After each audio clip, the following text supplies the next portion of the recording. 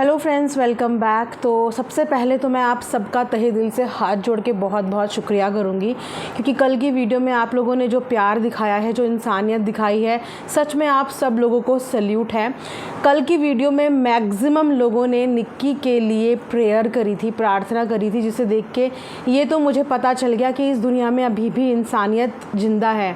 और शायद कहीं ना कहीं यही रीज़न है कि अभी तक भी ये जो संसार है ये टिका हुआ है, क्योंकि बुरे और अच्छे दोनों ही लोग इस दुनिया में होते हैं और दूसरों के दुख में दुखी होने वाले लोग भी इस दुनिया में होते हैं। आप सब लोगों का प्यार देख के मुझे सच में बहुत अच्छा लगा कि आप लोगों ने बहुत बारीकी से चीज़ों को समझा, अंडरस्टैंड किया और निक्की के लिए बहुत सारी दुआएं दी। तो आप सबके लिए मैं फिर से एक अपडेट लेके आई हूँ। मेरी सुमित भैया से रेगुलर बात हो रही है निक्की की हेल्थ को लेके। मैं बिल्कुल उनके साथ टच में हूँ, क्योंकि मैं जानती हूँ कि निक्की की ऑडियंस जो है वो बहुत बेसब्री से एक एक चीज़ का इंतज़ार कर रही है और आप लोग जानना चाहते हो कि निक्की के साथ और क्या क्या हो रहा है, क्या अपडेट्स हैं उसकी हेल्थ की। अभी उनकी फैमिली से किसी के पास भी इतनी फुर्सत नहीं है कि वो लोग आप सबको अपडेट कर पाएँ। तो इसीलिए सुमित भैया ने मुझे बोला है आप लोगों को अपडेट करने के लिए, क्योंकि उनके पास भी रेगुलर बहुत सारे मैसेजेस, कॉल्स, इंस्टाग्राम पे मैसेजेस, व्हाट्सएप, बहुत सारी चीज़ें आ रही हैं और वो बिल्कुल भी इस समय इस कंडीशन में है ही नहीं। इनफैक्ट मैं भी उनसे बात करते हुए मुझे खुद इतना हेजिटेशन और इतना चीज़ हो रही थी कि मैं कैसे बात करूं, क्या करूं, किस हालात में होंगे। तो इस समय उन दोनों के हालात ना बहुत ज़्यादा ख़राब हैं। निक्की को बहुत टाइम से मोटिवेट करते करते सुमित भैया खुद भी ना बहुत ज़्यादा टूट चुके हैं। दोनों के दोनों बहुत बुरी तरीके से टूटे हुए हैं। उन्हें नहीं पता क्या हो रहा है, क्या नहीं हो रहा है, क्या कुछ होना है। निक्की को वो संभालने की कोशिश कर रहे हैं सुमित भैया, लेकिन इस वक्त वो भी बिल्कुल बिखर चुके हैं। धनवी इस वक्त ऐसी सिचुएशन में फंसी है कि उसके पास ना उसकी माँ है ना उसके पिता हैं। माँ बाप दोनों में से कोई भी इस वक्त धनवी के पास नहीं है। जैसे तैसे घर वाले जो हैं, दादा दादी, बाकी के फैमिली मेम्बर्स, वो धनवी को संभाल रहे हैं, लेकिन माँ की कमी कोई पूरी नहीं कर सकता, पिता की कमी कोई पूरी नहीं कर सकता। चाहे बच्चा 1-2 घंटे किसी के साथ भी रह ले, लेकिन अल्टीमेटली उसको अपनी माँ चाहिए ही होती है। तो धनवी की भी बहुत बुरी कंडीशन है, बहुत बुरे हाल हैं। वहीं पर निक्की का तो मैं आपको बता नहीं सकती। बहुत सारे लोग इस चीज़ को एज्यूम कर ही चुके हैं कि निक्की के साथ क्या हुआ है, तो आप लोग बिल्कुल ठीक एज्यूम कर रहे हैं। लेकिन कुछ 1-2 जो थे वो एक गंदे कमेंट्स भी थे। सबसे पहली बात मैं क्लियर कर दूं, निक्की का कोई भी IVF प्रोसीजर या IVF के अंडर में कोई भी चीज़ें नहीं थी।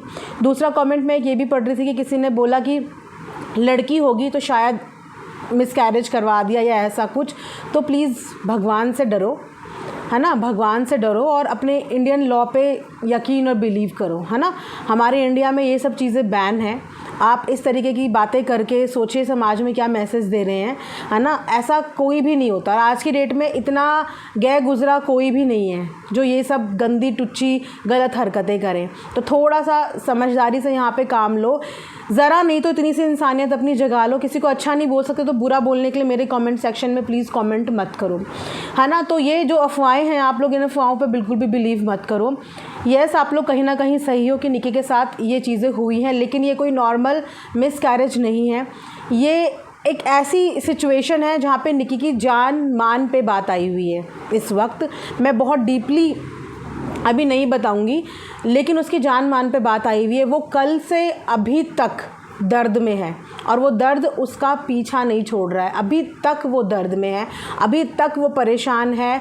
कल पूरा दिन, आज अभी 2 बजे मैं वीडियो रिकॉर्ड कर रही हूँ, अभी तक सिर्फ़ और सिर्फ वो दर्द में है और उसके दर्द में बेबस हुए हुए हैं इस समय सुमित भैया। वो चाह कर भी उसका दर्द बांट नहीं पा रहे हैं। कभी कभी इंसान इतना मजबूर हो जाता है कि वो चाहकर भी उसके हाथ में कुछ नहीं होता। आज वही स्थिति हो रखी है सुमित भैया की। उन्होंने हर कदम पे, हर टाइम पे निक्की को पूरा सपोर्ट किया, उसको उसके साथ हमेशा खड़े रहे, उसको मोटिवेट करने की हमेशा कोशिश करी, लेकिन आज वो खुद हारे हुए हैं। उन्हें नहीं समझ में आ रहा कि निक्की जो कल से अभी तक का जो दर्द, जिस पेन में वो है, वो कैसे उस दर्द को बांटें। कैसे उस दर्द को साझा करें। तो अभी भी पूरी की पूरी कॉम्प्लिकेशंस बनी हुई है, बस चीज़ें इस कदर बिखरी हुई हैं, मुझे नहीं पता उन चीज़ों को समेटने में कितना वक्त लगेगा। इसीलिए बार बार आप लोगों से दुआएं मांग रहे हैं। एक दो लोगों ने ये भी कहा था कि दुआएं मांग के क्या होगा, तो शायद आप उन दुआओं में बिलीव नहीं करते, लेकिन मैं पर्सनली दुआओं में बहुत बिलीव करती हूँ। बोलते हैं ना कि दिन में एक वक्त हमारे मुँह पर सरस्वती माता बैठी होती है, तो हमारे मुँह की कही हुई बात कोई सच हो जाती है, इसीलिए दुआओं की दरख्वास्त की जाती है। अगर इंसान का इन बिलीव्स पर से विश्वास ही उठ जाए तो कोई फिर पूजा पाठ करे ही ना। हॉस्पिटल के कॉर्नर में भी एक मंदिर ज़रूर होता है जहाँ पे इंसान ना हाथ जोड़ के प्रार्थना करता है। इनफैक्ट डॉक्टर भी लास्ट टाइम पे यही बोलता है कि अब ऊपर वाले के हाथ में है ना। तो प्रार्थना में बिलीव करो, प्रार्थना में शक्ति होती है, और वो शक्ति शायद आपने एक्सपीरियंस लाइफ में ना की हो, भगवान ना करे किसी को वो चीज़ें एक्सपीरियंस अपनी लाइफ में करनी पड़े, लेकिन यस, प्रार्थना में शक्ति होती है। इसीलिए दुआओं की दरख्वास्त, इसीलिए दुआएं मांगी जा रही है। तो फ़िलहाल अभी भी कल जैसी ही सिचुएशन है, वो स्टिल पेन में है, ओटी में है, अंडर ऑब्जर्वेशन है, बहुत सारे मेडिकल इश्यूज़ चल रहे हैं, बहुत सारी कॉम्प्लिकेशंस हो गई हैं। ये कोई नॉर्मल मिसकैरेज नहीं है, मैं बस आपको ये बताऊंगी, ये एक बहुत कॉम्प्लिकेटेड सिचुएशन बन चुकी है। और इस सिचुएशन के बारे में शायद उसको भी नहीं पता था कि इतना ज़्यादा ख़तरा उसकी ज़िंदगी में अचानक से आ जाएगा। वो इनिशियल डेज़ में इस टाइम पीरियड को एंजॉय कर रही थी, और एंजॉय करते करते क्या से चीज़ें क्या हो गई उसके साथ, उसे कुछ भी समझ में नहीं आया। और पिछले 2-3 हफ्तों से चीज़ें बहुत ज़्यादा बिगड़ने लगी थी। लेकिन फिर भी बोलते हैं ना, हर इंसान एक सेकेंड ओपिनियन के लिए आता है। एक डॉक्टर एक से दूसरे को रेफ़र कर रहा है, दूसरे से तीसरे को रेफ़र कर रहा है, एक अपने हाथ खड़े कर रहा है, दूसरा अपने हाथ खड़े कर रहा है। एक रिपोर्ट्स आ रही हैं, दूसरी रिपोर्ट्स आ रही हैं, यहाँ से रिपोर्ट्स आ रही हैं, वहाँ से रिपोर्ट्स आ रही हैं। उनकी पूरे 1-2 हफ्ते सिर्फ इन्हीं चीज़ों में निकल गए हैं। कोई डॉक्टर कोई उम्मीद जगाता है, दूसरा डॉक्टर कुछ बोलता है, मतलब बहुत बहुत ज़्यादा बुरे हाल। तो फ़िलहाल अभी भी चीज़ें कुछ भी नहीं सिमटी संभली, कुछ भी नहीं है। और सुमित और निक्की अभी हॉस्पिटल में ही हैं, और उनके साथ इस वक्त क्या ही बोलूँ, कौन होगा उनके साथ इस वक्त पे। मैं उनसे फ़ोन पे टच में हूँ, उन्हें संभालने की, समझाने की पूरी कोशिश कर रही हूँ, लेकिन उनका रोना देख के मुझे भी, मेरा भी दिल एकदम टूट गया। निक्की तो मेरे सामने पिछले 1 हफ़्ते से रो रही है, वो तो पिछले 1 हफ़्ते से सिर्फ रो रही है कि क्या करूं, क्या होगा, क्या होगा। आज इस डॉक्टर ने ये टेस्ट बोले हैं, क्या मेरे टेस्ट सही आ जाएंगे। वो तो पिछले 1 हफ़्ते से एक उम्मीद फिर भी इंसान को हमेशा रहती है ना, लेकिन वो उम्मीद के बाद जब ये कॉम्प्लिकेशन आ गई कि किसी की जान मान पे बात आ गई है, तो ये एक बहुत डेंजर सिचुएशन हो जाती है। और इस डेंजर सिचुएशन में मैंने सुमित भैया को बस यही बोला और यही समझाया कि भैया आप बहुत किस्मत वाले हो, आप नहीं जानते कि आपके साथ जनता का कितना प्यार है, आपके लिए बाहर से कितनी सारी दुआएं आ रही हैं, आपकी ऑडियंस आपके लिए कितनी सारी ब्लेसिंग्स दे रही हैं। आप और निक्की किस्मत वाले हो कि आप लोगों ने ये पूंजी अपनी कमाई है, ये आपकी कमाई है, और ये आपके कर्मा है कि आपको आज इतनी जनता का प्यार मिल रहा है। लोग आपके लिए दुआएं कर रहे हैं, रो रहे हैं, परेशान हो रहे हैं, मैसेजेस कर रहे हैं, आपकी अपडेट जानना चाह रहे हैं। तो देखिए ना कि आप लोगों को खड़ा होना पड़ेगा, हिम्मत रखनी पड़ेगी। मैं उनको हिम्मत देने की पूरी कोशिश कर रही हूँ कि हिम्मत रखनी पड़ेगी, क्योंकि अगर सुमित भैया टूट गए तो फिर निक्की को कौन संभालेगा। वो सिर्फ यही बोल रही थी, मुझे अभी भी उसकी जो बातें हैं ना मेरे कान में गूंज रही हैं, उसकी लिखी हुई चैट की, दीदी मेरा बच्चा को तो कुछ नहीं हो जाएगा, मेरे बच्चे के साथ तो कुछ नहीं हो जाएगा। ये मैं पिछले 1-2 हफ्ते की कॉन्वर्सेशन आपको बता रही हूँ। मैं दिलासा, नहीं निक्की कुछ नहीं होगा, ट्रस्ट करो, कुछ नहीं होगा, सब कुछ ठीक होगा, कुछ भी नहीं होगा, भगवान पे भरोसा रखो।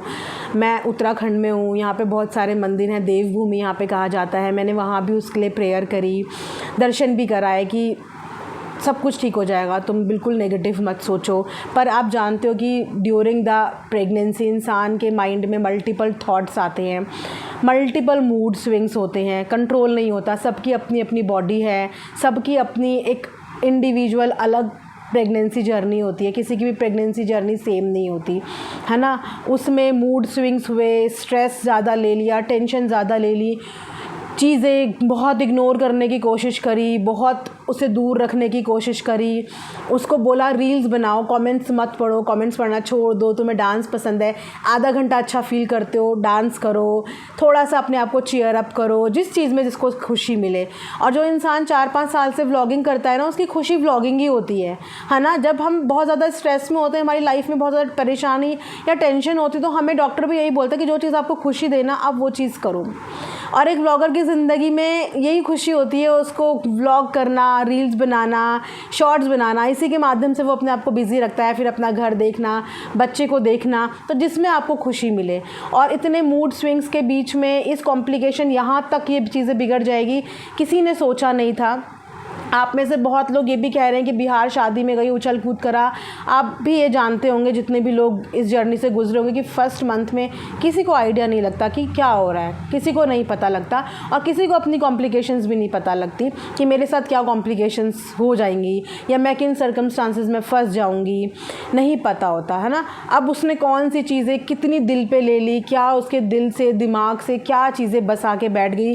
चहकती थी, हंसती खेलती थी, बात करते हुए नॉर्मल साउंड करती थी, लेकिन अंदर ही अंदर किन चीज़ों से घुट रही थी, अंदर ही अंदर किन चीज़ों से उसे परेशान कर रही थी, क्या चीज़ें, वो नहीं समझ में आया। और मैंने अपने एंड पे बस यही बोला, स्ट्रेस नहीं लो। सुमित भैया, उसके परिवार के लोग, उसकी मम्मी, उसकी बहन, भाई, सब चीयर अप करने की कोशिश करते थे कि चलो आज यहाँ चलते हैं, थोड़ा सा मूड सही हो जाए।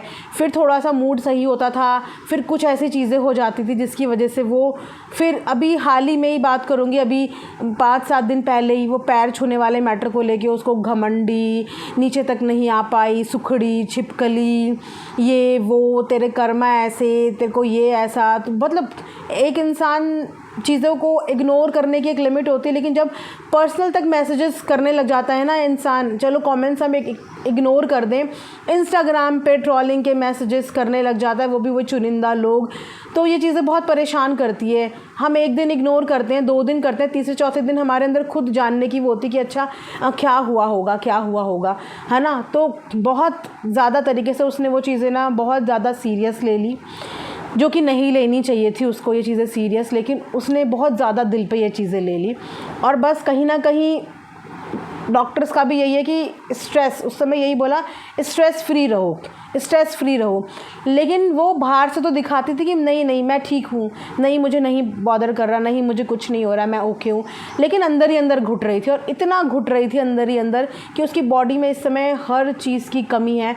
अपनी खुद की बॉडी में उसके कुछ भी नहीं है, कुछ भी नहीं है, सब कुछ ख़त्म है। शायद इस वजह से वो कल से अभी तक सिर्फ पेन में है, और अनबियरेबल पेन। आप उस पेन का अंदाज़ा भी नहीं लगा सकते जिस पेन में वो इस वक्त है। मैं क्या आप लोगों को बताऊं, बट अभी भी चीज़ें नहीं सुधरी है।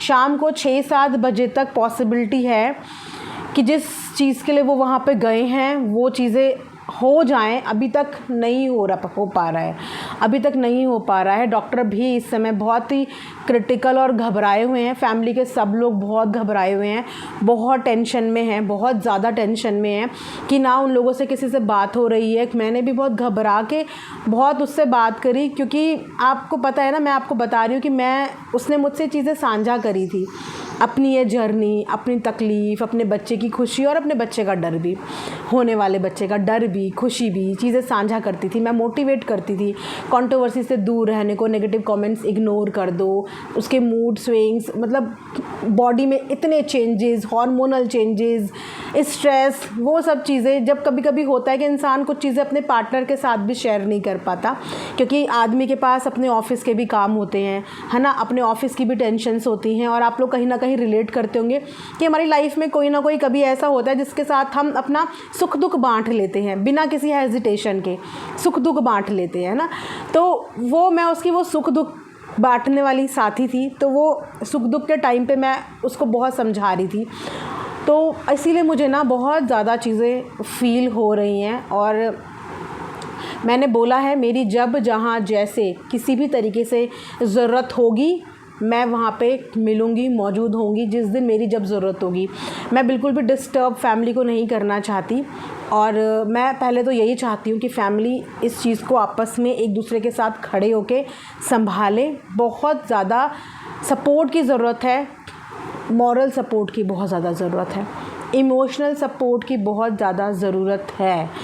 वो बच्ची पिछले 2-3 दिन से अपनी माँ के बगैर है, धन्वी माँ के बिना है। वो अपने बहुत चिड़चिड़ी हो रही है, रो रही है, मम्मी को देखना है, मम्मी के पास जाना है, जाना अलाउ नहीं है, हॉस्पिटल के अंदर उसे आने नहीं दे रहे हैं, पापा से भी नहीं मिल पा रहे क्योंकि पापा भी ऑल टाइम यानी कि सुमित भी ऑल टाइम निक्की के साथ ही हैं।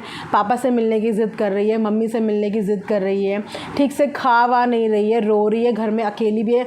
बड़े बुज़ुर्ग संभालने की कोशिश कर रहे हैं पर सब लोग बहुत ज़्यादा परेशान हैं।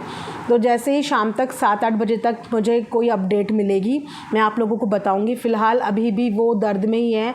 जिस प्रोसीजर के लिए वो गए हैं वो प्रोसीजर अभी तक भी नहीं हुआ है क्योंकि कॉम्प्लिकेशंस बहुत हाई लेवल पे है और इसीलिए डॉक्टर भी सिर्फ इंतज़ार कर रहे हैं किन्हीं चीज़ों का कि वो चीज़ें थोड़ा सा सॉर्ट हों, तब डॉक्टर भी अपनी तरफ से कुछ स्टेप आगे बढ़ा पाएँ और चीज़ें हो पाएँ। तो शाम तक मेरे पास जो भी अपडेट आएगी मैं आप लोगों को ज़रूर दूंगी क्योंकि आप लोग भी कंसर्न हैं और सुमित भैया भी चाहते हैं कि उनकी ऑडियंस को पता चले क्योंकि उनके पास बहुत सारे मैसेज आ रहे हैं। अब वो हर एक मैसेज ना पढ़ पा रहे हैं और ना ही हर एक मैसेज का सबको रिप्लाई कर पा रहे हैं। तो उन्होंने बोला है कि आप लोगों को दिल से धन्यवाद बोलें, थैंक यू बोलने को बोला है और बस यही बोला है कि निक्की को अभी भी आप लोगों की दुआओं की ज़रूरत है।